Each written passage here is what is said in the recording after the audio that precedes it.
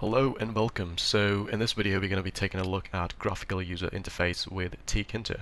So let's get started.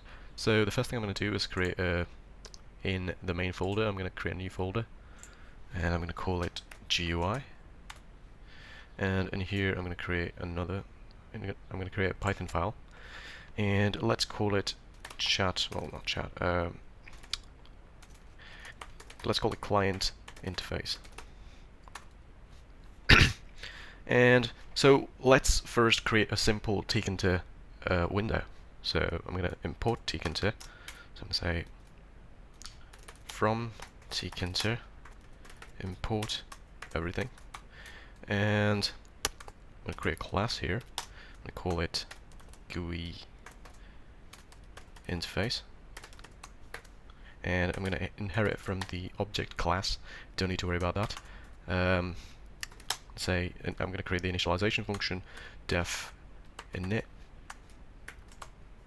It's going to be self, and for now I'm just going to say pass here, and come down. I'm going to create a function called run, and that's going to be a class function. So the first parameter in that is obviously going to be self, and in here what we're going to do is create a variable called root, and that's going to be a Tkinter variable. So I'm going to say tk. And we're also going to create a text, Tkinter text, which is going to be ttext, and this is going to take in the first parameter and all these elements you're adding to your window is going to take in the name of that window, so the variable that has that window. So that's going to be the first variable usually. I'm also going to create an entry. Well, let's first create a grid for the text. So say row equals 0, column equals 0, column span is going to be 3. And I'm going to create an entry which is going to be equals entry. And this is also going to take a root first, and the rest of the attributes you can add after the root. And you can look up the documentation for this to see what other attributes does it take, because I might not cover everything in here. So I'm going to say width is equal to 100. I'm also going to add this to the grid. Row equals, so this is going to be the second row, so it's going to be 1, and the column is going to stay the same.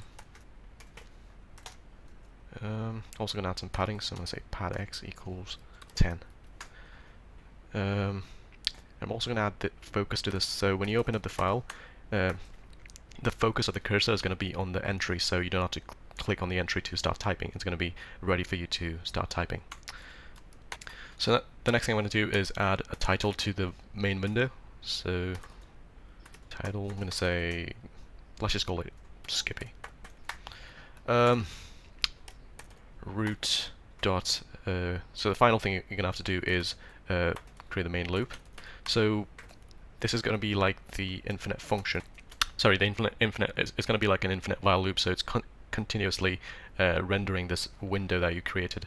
So in the future you might find out that you can't really create while loops inside this function, because that's going to interrupt this main loop, and because you're constantly rendering the window and everything inside it, your window is going to stop responding if you create while loop, and the program loop gets stuck in that while loop, so it's no longer getting to this. So this main loop is no longer running continuously, so it's no longer rendering that window.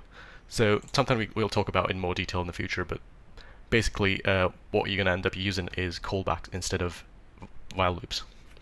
Okay, so let's run this. So I'm going to have to, because this is a class, I'm going to have to create an instance of this class as an object. So I'm going to call it GUI. So let's add some extra space here, so we know that it's outside. I'm going to call it GUI, and it's going to be a class object. And finally, we're going to say GUI.run, which is going to be this function here. So let's run this file. TK is not defined. Oh yeah, wait, this is supposed to be a small case k.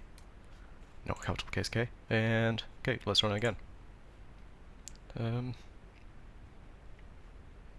Oh, it's spelled as C-O-L-U-M-N. Same thing here. So, well, we got it right here, but we got it wrong here. Okay, let's run again. And there we go. We've got a Tkinter window, and if you type something in and press enter, nothing's going to happen because we haven't told it to do anything yet. But we can still type stuff in. So I think that's going to be it for this video, and I'm going to close this. And in the next video, we're going to do more stuff with the GUI. So thanks for watching.